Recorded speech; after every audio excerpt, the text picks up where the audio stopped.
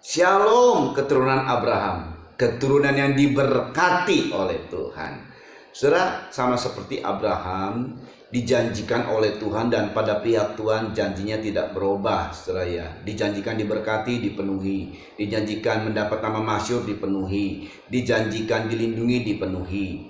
Dijanjikan bangsa yang besar dengan punya anak.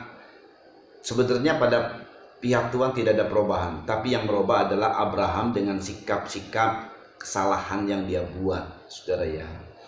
Saudara, perhatikan baik-baik, dalam menanti mendapat anak ini, Abraham masih timbul lagi keraguan.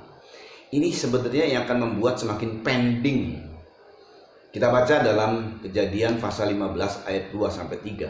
Abraham menjawab, "Ya Tuhan Allah, apakah yang akan kau berikan kepadaku? Karena aku akan meninggal dengan tidak mempunyai anak, dan yang akan mewarisi rumahku ialah Eliezer, orang Damsyik itu." Lagi kata Abraham, "Engkau tidak memberikan kepadaku keturunan, sehingga seorang hambaku nanti menjadi ahli warisku." Saudara, Abraham dijanjikan sama Tuhan mendapat upah yang sangat besar. Dijanjikan sama Tuhan bahwa akulah perisaimu, kata Tuhan, mau dilindungi oleh Tuhan. Tetapi rasanya saat itu Abraham merasa tidak berguna semua berkat, semua perlindungan, nama masyhur, karena Abraham gak punya anak, saudara. Abraham merasa hidupnya jadi putus asa, saudara ya, karena dia menyebutkan kata meninggal. Padahal kalau kita lihat masih panjang dia hidupnya. Kalau aku meninggal dan aku tidak punya anak, ahli warisku adalah Eliezer ini, saudara. Ini merupakan pendapat Abraham. Sehingga nama ini dimunculkan sama Abraham, dan Abraham seolah-olah minta supaya engkau setujui. Tapi apa kata Tuhan?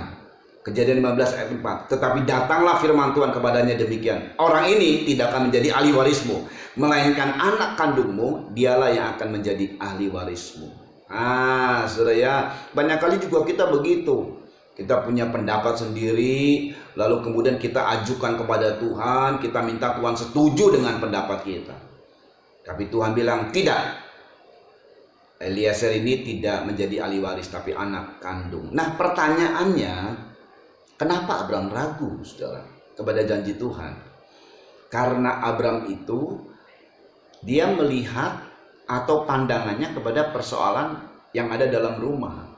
Apalagi dia seperti menghitung-hitung, saudara ya. Karena ini persoalan nanti mau jadi ahli waris ya, dia hitung kekayaannya. Dia lihat rumahnya yang biarpun mungkin besar tapi ada sekian sudut, saudara ya. Dia lihat ini harta-harta yang didapat, benda-benda barang-barang yang didapat oleh karena Tuhan berkati. Tapi semua percuma karena nggak punya anak, saudara ya. Nah, ini dia. Karena Abraham pandangannya kepada hal-hal rumah, hal-hal jasmani, hal-hal duniawi, saudara. Makanya untuk kali ini Tuhan punya solusi untuk Abraham. Kejadian 15 ayat 5-6. "Lalu Tuhan membawa Abraham keluar serta berfirman, coba lihat ke langit, hitunglah bintang-bintang. Jika engkau dapat menghitungnya, maka firman-Nya kepadanya, demikianlah banyaknya nanti keturunanmu." Lalu percayalah Abraham kepada Tuhan, maka Tuhan memperhitungkan hal itu kepadanya sebagai kebenaran. Nah, ini saudara ya, ini perhatikan nih. Jadi ini solusi dari Tuhan. Bagaimana cara mengatasi keraguan? Keraguan itu terjadi oleh karena kita cara pandang yang keliru. Kita pandangnya pada persoalan rumah. Ini Abraham ini diberkati loh. Dia persoalan berkat yang dia dapat itu luar biasa, saudara. Tetapi itu pun salah.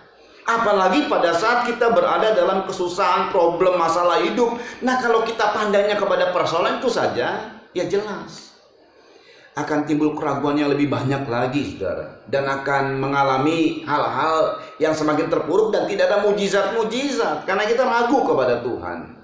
Itu sebabnya solusinya adalah Abraham dibawa oleh Tuhan keluar. Dan lihatlah di langit. Langit ini adalah keadaan yang tak terbatas, saudara.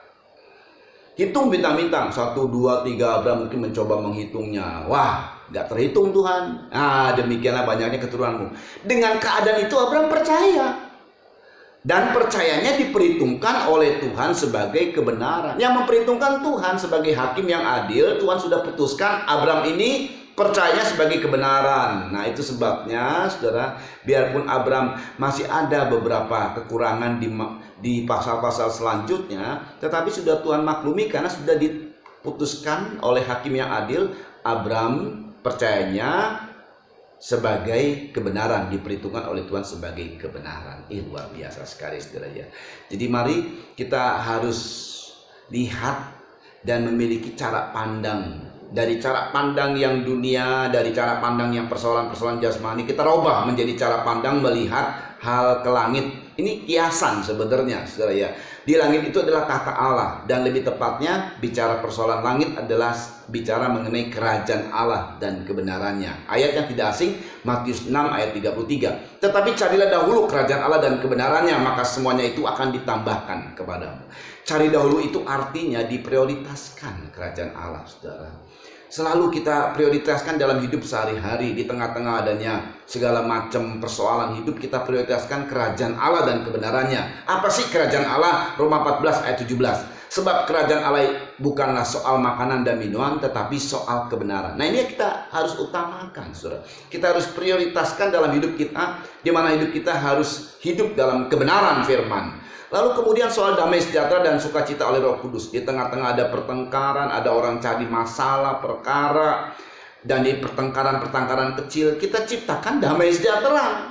Ya, pertengkaran besar kita perkecil, pertengkaran kecil kita hilangkan. Ini ciptakan damai sejahtera. Seboleh-bolehnya dalam hidupmu, kalau itu tergantung dari hidupmu, damailah dengan semua orang. Namanya ini menghadirkan kerajaan Allah. Namanya memprioritaskan kerajaan Allah. Nah, cara pandang kita kalau sudah begini, merubah prinsip hidup kita. Prinsip hidup kita adalah prinsip kebenaran, prinsip kerajaan Allah, jelas. Maka kita akan diperkuat kepercayaan kita. Dan percaya yang demikian ini saudara diperhitungkan oleh Tuhan sebagai kebenaran. Percaya kepada kebenaran Allah. Percaya karena cara pandang. Jadi cara pandang ini mempengaruhi percaya kita ya. Cara pandang persoalan bumi saja maka akan memperlemah percayaan kita. Tapi cara pandang kita kepada hal-hal yang di atas, soal kerajaan Allah, soal yang rohani, dan kita utamakan itu dalam praktek hidup sehari-hari kita, maka percaya kita yang demikian ini saudara, percaya kepada kebenaran firman-Nya, percaya kepada damai sejahtera yang kita akan prioritaskan, dan percaya kepada sukacita Roh Kudus-Nya, itu percaya ini akan diperhitungkan sebagai kebenaran. Tuhan sendiri yang ngomong, Tuhan sendiri sebagai hakim yang adil memutuskan. Percayamu diperhitungkan sebagai kebenaran, dan jelaslah kita akan mengalami mujizat demi mujizat. Itulah keturunan Abraham yang diberkati oleh Tuhan. Tuhan memberkati.